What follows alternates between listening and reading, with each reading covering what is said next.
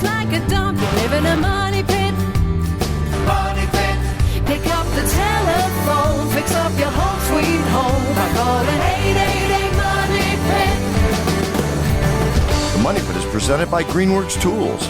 Now here are Tom and Leslie. Coast to coast and floorboards to shingles, this is the Money Pit Home Improvement Show. I'm Tom Kreitler. And I'm Leslie Segretti. And we are here to help you take care of your home and make it the best it can possibly be. If you've got questions on how to do that, if you've got a project in mind that you'd like to take on, give us a call right now at 1-888-MONEY-PIT. 24/7, we are available. If we're not in the studio, we will take your info and call you back the next time we are. You're also welcome to post your questions on Facebook.com/The Money Pit. If you tag them TMP Projects, you might actually win a tool or two from us. Coming up on today's show, having a small yard or living in an apartment is no reason to give up on the idea of your very own garden. We're going to have tips for small space gardens, how you can use containers and vertical space to grow crops like tomatoes and radishes and lettuce and other great greens. We'll show you exactly what to do. And also ahead, there are a lot of things for your home that can be delivered in a box. A beautiful lawn? That's not really one of them, but there is a service that delivers everything you need to grow a beautiful and earth-friendly lawn in a box. We'll explain. And have you ever pulled out gross dishes at the end of a dishwasher cycle that remain sort of layered with last night's dinner? The problem is usually the way the machine is loaded. We're going to have tips on how to make sure that doesn't happen to you. And also ahead, is your dog's favorite pastime digging holes in your yard? Because my dog's is. He really enjoys that a lot. Deep ones where you trip and fall over them. It's really not a lot of fun. We're going to have some tips to help you stop your dog from doing their own landscaping, which is terrible landscaping. But most importantly, we want to hear from you. What are you working on? Call us at 1-888-MONEY-PIT. The cool thing about the way we produce the Money Pit and the Money Pit podcast is that you can call us anytime you hear the show, 24/7. Our screeners never sleep. They're always there to take your questions. If we're in the studio, we'll pick it up. But if we're not, we will still pick up, get some details, and call you back the next time we produce the show. So let's get to it. 888-666-3974. Leslie, who's first? Diane in New Jersey, you've got the Money Pit. How can we help you today? We live in New Jersey, and my dad had the Pennsylvania Dutch come all the way to New Jersey, and they put up a beautiful gambrel pole barn. Okay. With that nice shape to it. But I noticed, there are like little rafters along the edge, and even though they have little holes in them, every year the flies come in through there, and I have hundreds all dead at the end of summer. And I don't know what I could do to stop that problem. So this is a barn that you have, and it's a fairly open barn. I mean, you're not going to keep the flies out of the barn. You can't make it that tight because by the nature of the building, it's pretty drafty, correct? Well, actually, my dad, we never had any animals. There's stalls, but it's completely closed all the time. It's got 2 electric doors at either end, and a door, so it is contained. The only way they're getting in is through, like, under the edges of the roof. There's like it looks like I don't know, the gutters sort of, it looks like gutter situation, and there's an opening there, and the sunlight and the air go through, which I guess you need for animals, but we're not using it for animals. So at the roof edge, the rafters, does it have a complete soffit? Is it constructed so that you have like a flat vented area underneath it, or is it just wide open? No, there is a vented area, and I looked at it closely, and it appears to have, it's got little holes in it and big enough for flies. So that they're not getting in this soffit area where you're suspecting? I don't know. I thought they were coming through those holes. Yeah, but if they're that small, they're not coming in. Look, typically soffit ventilation is too small for insects to get into. So they're probably coming in a different way. Do you have a ridge vent at the peak? Actually, it's just for looks, because there is a staircase that goes up to the top of the barn, and there's no openings in the roof. Diane, if you're trying to keep these barn flies out of the barn, there's really 2 ways to approach this. Mechanical, which is what we're talking about in terms of making sure that you have screening wherever it's necessary, and this would include any vents, gable vents, cupola vents, soffit vents, and the like. Then, of course, you mentioned that it has large doors that generally stay closed. I guess there's not much you can do right there. But the second technique is chemical. And there are professional pesticides that are designed specifically to deal with these flies. There's usually some formulation of pyrethrin that essentially is sprayed inside the barn to control these insect populations. And in fact, in some cases where you actually have livestock, there are formulations that can also be applied to the livestock without harming them. So I would do two things. I would make sure that I examine the barn very carefully for any additional openings where these flies can get in, and then I would consult a pest management professional for an appropriate application of pesticide, because you have such a severe problem.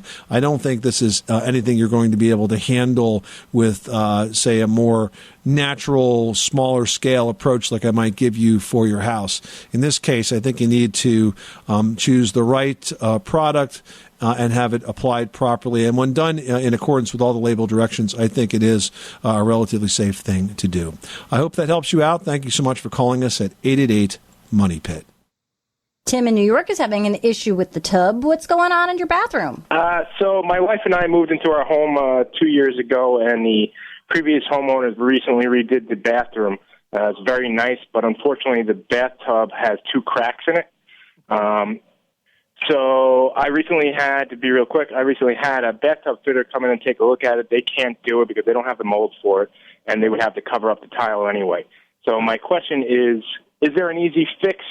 And even if I had to replace a tub, do I have to take out tile to do so? Well, you have to take out probably the first couple of rows of tile. It depends on how difficult it is to get the tub in and out of that space. It's a pretty big job. I mean, it might be that it's just not worth trying to save the tile. This is the time when you might just want to think about whether or not you could just renovate the entire bathroom, because frankly, by the time you get that tub out, you're going to be taking so many of the other fixtures out of the way to kind of get the tub in and out. You might end up doing that anyway, Tim.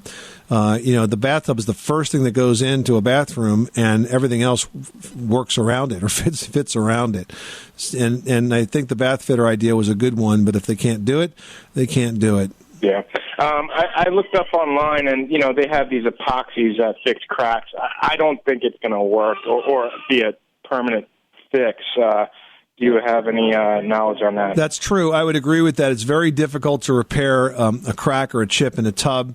Is it a fiberglass tub? It is. It's a fiberglass tub. So, I mean, look, they repair fiberglass boats, right?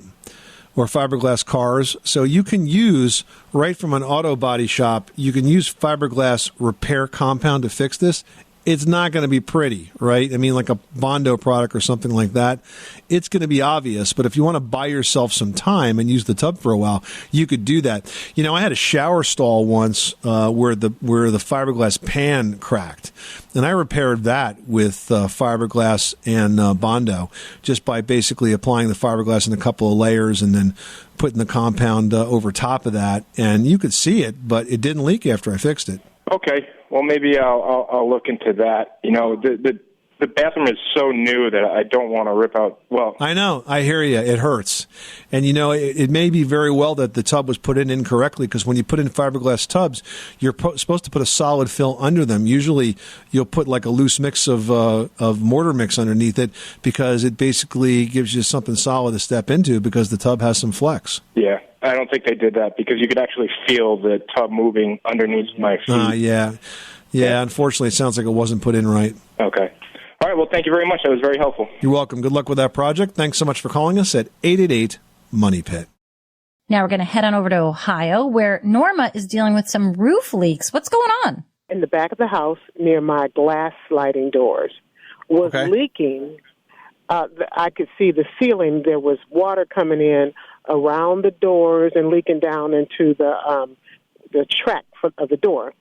And that happened right after we had a really deep freeze here, and I believe the ice froze up, melted some, and then froze back up again. And I looked it up, and I think it's called ice jam or something like that. Ice dam. Ice dam. Okay. Yep. That was close. You were close. Yep. And so I called a roofing company, And actually, they came out and they told me I need a whole new roof, which is going to cost me about $20,000 because I got Of course they did. How old is your roof? We replaced it in 2010. Well, That's 8 or 10. a new roof. Let me ask you something. You got homeowners insurance? Yeah. Well, ice damming is covered by homeowners insurance. You need to call your insurance company, maybe even a public adjuster, and tell them you had ice dam damage and it needs to be fixed, because to fix the ice dam damage, they have to remove the roof. So guess what? You can get a new roof paid for by them. Oh, even if it's just in one spot? Yeah, because you can't just fix one spot. An ice dam's an ice dam. If it's covered, it's covered. Oh, okay. And see, the other thing they said that the roofing around the vent thing that comes out the bathroom, you know what I mean? Uh-huh. It's a vent on top of your roof.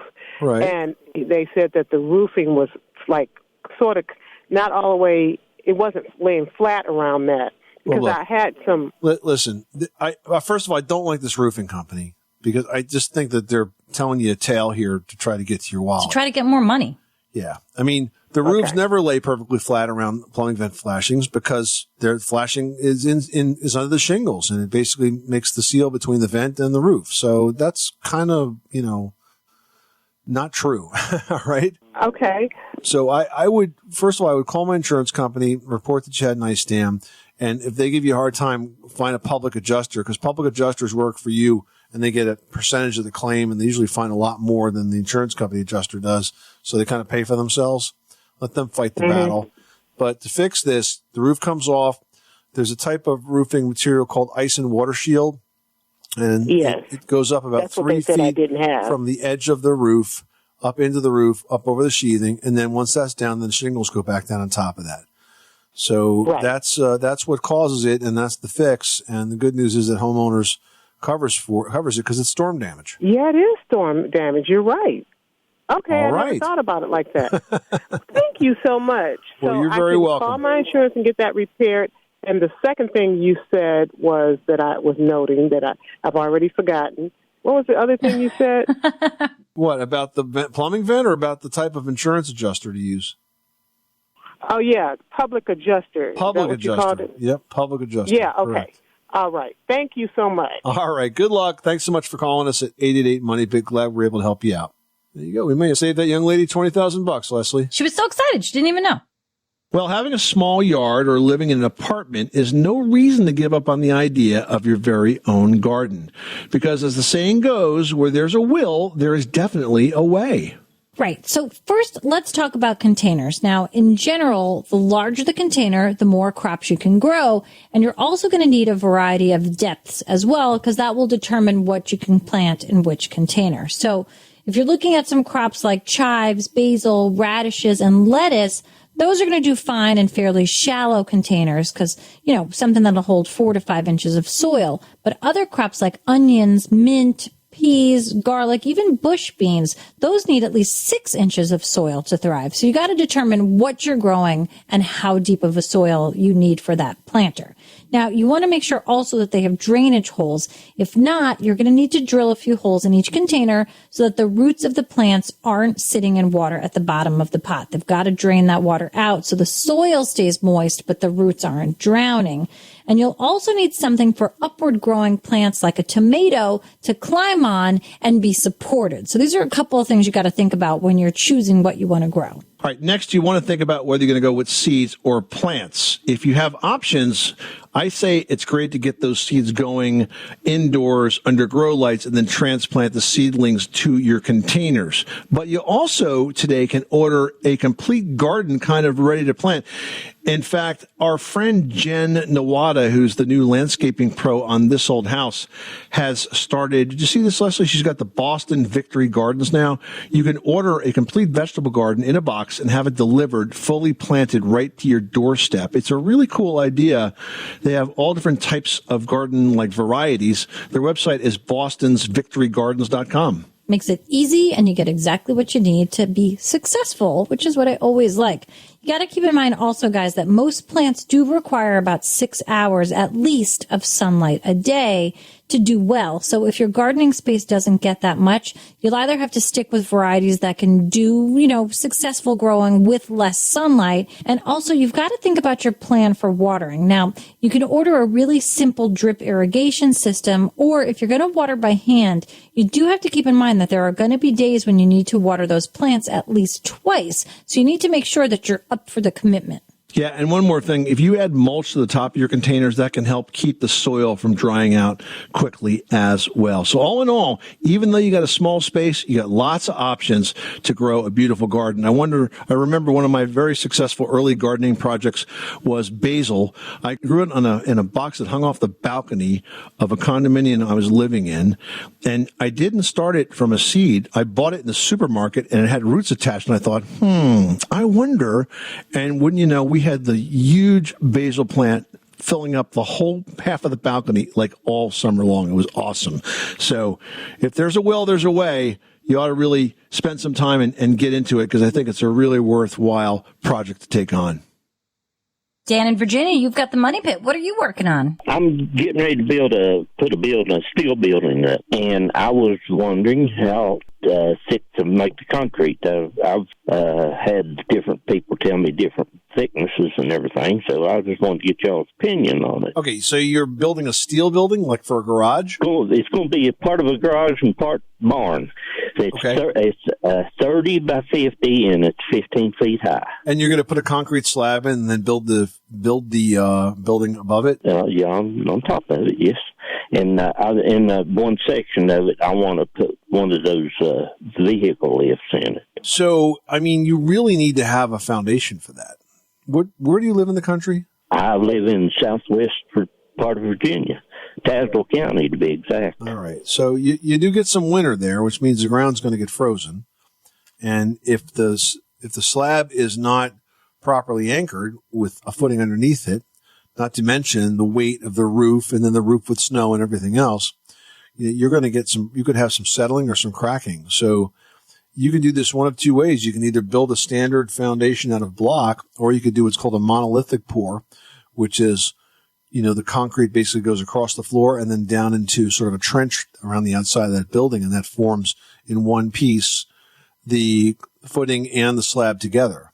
And this way you'll be in good shape. Now, in terms of that lift, that vehicle lift, you might even dig it out a little bit more in that area where the lift's going to be, and make that area, the slab, a little bit thicker, just to make sure you have some extra support in the middle of the floor. All right? I hope that helps you out. Good luck with that project. Thanks so much for calling us at 888-MONEY-PIT. Making good homes better. This is the Money Pit Home Improvement Show. I'm Tom Kreitler. And I'm Leslie Segretti. Well, there are many, many things for your home that can be delivered in a box. A beautiful lawn, however, isn't one of them. Well, true, but now a new company called Sunday is ready to bring overdue change to the lawn care experience by essentially determining and delivering everything that you need to grow a beautiful and earth-friendly lawn in a box. Coulter Lewis is the founder of Sunday and joins us now to explain how. Welcome, Coulter. Thank you. Thank you, Tom and Leslie. It's great to be here. What an interesting idea. Tell us how Sunday works. So Sunday is a lawn care service that's delivered to your door. So it's still DIY. What's different about what we do is we pull data on your property, your soil, your climate history, your current weather conditions, and satellite imagery of your home to create a custom plan that's delivered to your door. And so what we do is we kind of take all of that guesswork and all of that plant science and green thumbing out of it for our end users so our customers can go out there and just care for their lawn and get great results. That's brilliant because, so many times when you're staring at your lawn in early spring thinking, what do I need to do? Do I need to put down fertilizer? Do I need to block the weeds? Should I add some grass seed? So many questions. And usually I see the folks in the home centers and the hardware stores reading thoroughly the packaging on all the products and just trying to sort it all out because there really is a lot to know. Now, Leslie, you actually tried this out, at least entered your address. And what did you get on the GetSunday.com website? Well, first of all, you had a photo aerial view of my home. So that's totally crazy. But it's amazing. You knew exactly what the climate was like, what you project the soil to be, I guess, based on what our region is and maybe other samples you have in there. You had so much information already as to what the property is. And now all I have to do is send in a sample and then everything is formulated exactly to my property, which is fantastic because you're right. It is so much of a science, and truly a science that I don't understand. I don't want to understand. I'm so thankful for you to just tell me what to do. That's where the idea came from. I'm a father of three. I bought a home, and I was standing in that aisle in the home improvement store, and I was thinking, I don't know what to do. Right. And I'm kind of into. I was coming from a company where I was involved in agriculture, and had some background. And even then, it was still really intimidating and complex. And so that's. That was the core idea here was I felt like I was supposed to know this thing, and I didn't. I was kind of a little embarrassed I didn't know about it, and I wanted to help people through that. So as you're formulating the recipe, so to speak, for I think you mean as you're full-on nerding out on my lawn, which I love from the website. Yeah, that too. Well, listen, as you're pulling all this information together, what are some of the things that are most important to think about now in terms of the products we're actually putting on the lawn? Because I know that coming up with products that are earth-friendly was important to your mission as well. Sure, absolutely. So that, what I really want to do is create an approach that reduce the amount of pesticides and reduce the overall inputs to the lawn and still got the great results.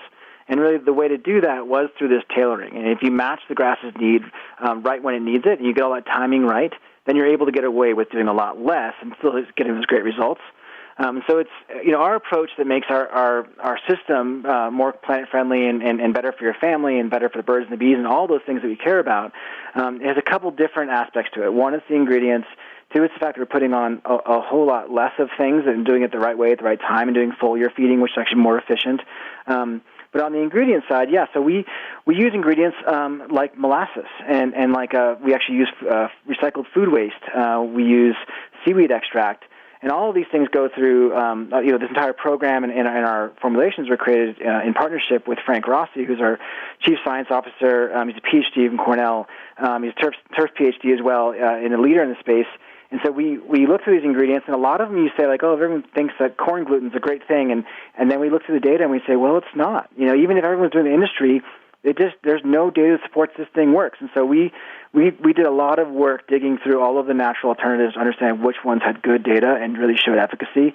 Because at the end of the day, if our customers' lawns don't look amazing, we're out of business. That's the most important thing. We're talking to Coulter Lewis. He's the founder and CEO of Sunday, a new service that basically has you test your soil or send in a soil sample, takes a lot of data based on your address, and then provides you sort of in a box everything you need to create a beautiful lawn for your home for the entire season and beyond. So, Coulter, how do these plans work? What does it cost for homeowners to get started with Sunday? Sure. So we sell full season plans. So when you sign up, you're going to get 3 shipments throughout the year, 3 to 4 shipments in multiple applications in each shipment. And typically, plans start about $129. In an average size lawn, it's more like $149. So it depends on your lawn's particular needs, and that covers the entire season's needs. And what you're going to get in the mail is your first box has the nutrient pouches, so it's a liquid format that you hose on, so it's very, very easy to use. But also we include a soil test, and so that's kind of an additional perk to our system is that we're even so dialed in that we really want to know the exact conditions of your soil right now. Excellent. Coulter Lewis, the CEO and founder of Sunday. Thank you so much for stopping by the Money Pit. What a great way to set yourself up for a beautiful lawn all season long. If you'd like to learn more, go to their website at getsunday.com, getsunday.com, and hey, put in your address. See what they know about where you live. I think you'll be very, very impressed. That's getsunday.com. Well, if you've ever pulled out gross dishes at the end of a dishwashing cycle that, still had everything you ate from last night's dinner on them, the problem could be the way that you're loading the machine. See, we yell at you for a reason, guys. You don't load the machine right, it doesn't work. So here are 5 things to check. Yeah, it's also the kind of thing that everybody has their own personal way to do it, Yeah, the right way or not. My wife loves to put the smaller dishes on the bottom rack, and I just feel like that's wrong. The small dishes go on the big rack, but she thinks that they clean better on the bottom rack, and she's probably right, but it still rubs me the wrong way. Anyway, here's what you need to know. First of all, you want to note the flow pattern of the water. Look at where the nozzles are and the position and the width of the spinning sprayers. Think about what could cause one dish to block another. Imagine, in other words, what's going on inside that thing when all the water's spraying up. Yeah, I remember one time my mom put like a really large pan like flat down on the bottom, so anything that was spraying up was just sort of getting just didn't get there, right? It just didn't go anywhere. So I was like, oh, that's not going to work. And the other favorite is when the dish blocks the little pop-out tray with the detergent so it doesn't ever actually open. So that, there's a lot of things you got to look at. Now, you also want to think about gaps. Water's got to hit the surface of every dish in order to get that dish clean. So if you're cramming those dishes in like right on top of each other, you're going to end up with dirty dishes. You've got to keep a space between every item so that the soap and water can jet past it and clean all the surfaces. Don't crowd it, guys. Yeah. Now, if you want to clean a big dish, put it on the top rack, like what Leslie was saying. If you put a big dish on the bottom rack, then it's going to block all of the water from getting up above that. So bowls, cups, pots, measuring spoons, they can all form a catching surface that stops the vertical and horizontal water from getting around and over them. So put those bowls, cups, and pots in the top tray so they don't block the water from below. All right. Another thing you have to do is think about your silverware. And if they've got a lot of food caked on them, cheese, pasta, whatever it is, soak them a little bit before you put them in the dishwasher because you got to loosen up those things that are stuck to them. And you want to put the silverware into the trays with the forks and spoons pointing up, handles down, and the knives pointing down, handles up for safety. Now, one more thing you have to do is make sure to only put 3 or 4 utensils max in each little compartment. Otherwise, they're just going to get piled up on top of each other and they're not going to get clean. Yeah, and finally, let's end the argument about whether you need to pre-rinse the dishes. The answer is not always. It depends on the machine because some machines have what's called a turbidity sensor, and if the dishes are dirty, it actually will run longer to get them clean. So if you have to leave a little baked on crud on the piece, it's probably okay. It will fall to the bottom, and some of the better machines also have like a grinding food processor type wheel in it, so it won't clog up any drains. But watch it and learn. It is possible that you can get this thing tweaked so it doesn't deliver dirty dishes, and if it does, it's probably for one of the reasons we just pointed out. Nancy in Georgia is dealing with some flooring squeaks. What is going on at your money pit? I'm hoping you can tell me. Okay. Well, tell us where you're hearing them. What kind of floor? When does it happen? The house is 48 years old, and I have pulled up the carpet that was in there, and I'd like to put hardwood. But there's a squeak right in the doorway. It's in the top floor of my two-story home. Okay. And I can't get to the flooring unless I tear out the ceiling of my dining room. Yeah, you're thinking you have to deal with this from the bottom, and that's not the case. Now, when you took the carpet up, what are you looking at? Are you looking at plywood, like old plywood? Subfloor. So, Yeah, subfloor, right. So it's But it's probably like a old. solid subfloor. It's not like slats where you can see through. No, it's like 8x4s maybe, or Right, that's 8x6. Okay. So what you want to do here, and this is typical, what you need to do is you need to figure out where the floor joists are under that floor. And it's not that hard to do because if you look at the floor itself, you're going to see a nailing pattern where the floor joists are running. They're probably going to be every 16 inches, and they're going to go from the back wall of your house towards the front wall. And what you want to do is screw where those nail heads are. You want to drive a drywall screw through the floor and tighten up the flooring, because what's happening is the flooring is loose in that area. And as you step on the floor and you get that squeaks happen for one of two reasons.